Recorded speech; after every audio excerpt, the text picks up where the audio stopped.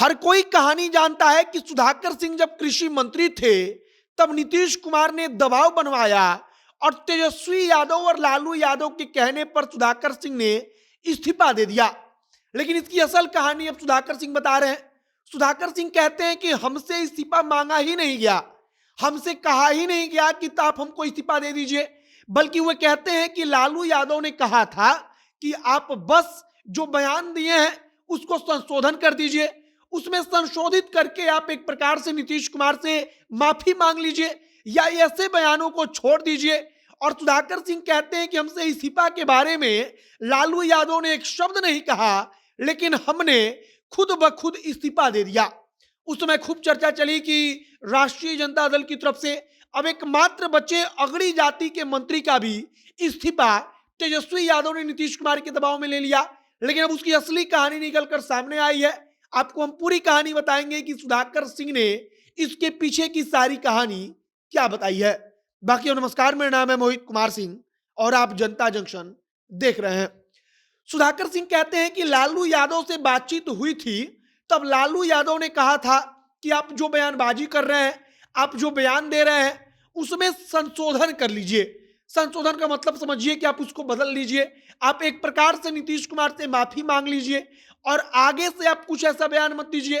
लेकिन सुधाकर सिंह कहानी बताते हुए कहते हैं कि हमको यह बिल्कुल स्वीकार नहीं था कि हम माफी मांग लें या हम नीतीश कुमार के बारे में जो बोल रहे हैं उससे पीछे हट जाएं। इसके लिए हमने साफ तौर पर लालू यादव को मना कर दिया और हमने कहा था कि आपको अगर चाहिए तो हम अपना इस्तीफा दे देते हैं। और इसके बाद सुधाकर सिंह कहते हैं कि इस्तीफा लालू यादव या तेजस्वी यादव ने एक बार भी कहा नहीं कि इस्तीफा दे दीजिए, बल्कि हमने अपने आप खुद से इस्तीफा दे दिया।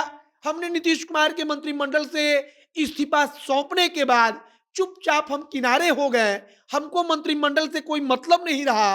लेकिन इसके पीछे की जो कहानी चलती रही कि तेजस्वी यादव के कहने पर सुधाकर सिंह ने इस्तीफा दिया था। आज सुधाकर सिंह ने इसके बारे में बातचीत करते हुए कहा कि हमने किसी के कहने पर इस्तीफा नहीं दिया या फिर तेजस्वी यादव या लालू यादव ने एक बार भी मुंह खोलकर नहीं कहा कि सुधाकर सिंह का इस्तीफा चाहिए या आप अब इस्तीफा दे दीजिए। बल्कि सुधाकर सिंह कहते हैं कि उन्होंने सिर्फ नीतीश कुमार के प्रति हम जो मतलब कि वे बयानबाजी कर रहे थे उसको बदलने के लिए कहा था, लेकिन हमने अपना इस्तीफा दे दिया। अब सुधाकर सिंह ने जब इस्तीफा दिया था तब आपको याद होगा खूब चर्चा चली कि अब तो राष्ट्रीय जनता दल में एक भी अगड़ी जाति का मंत्री नहीं बचा है। राजद के कोटे से तेजस्वी यादव की टीम में एक भी स्वर्ण जाति का कोई मंत्री नहीं बचा है, क्योंकि उसके ठीक पहले जो मास्टर कार्तिकेय थे उनका इस्तीफा लिया जा चुका था। और उसके बाद कहा गया कि तेजस्वी के कहने पर सुधाकर ने इस्तीफा दे दिया। लेकिन अब इसकी असली कहानी धीरे धीरे सामने आ रही है।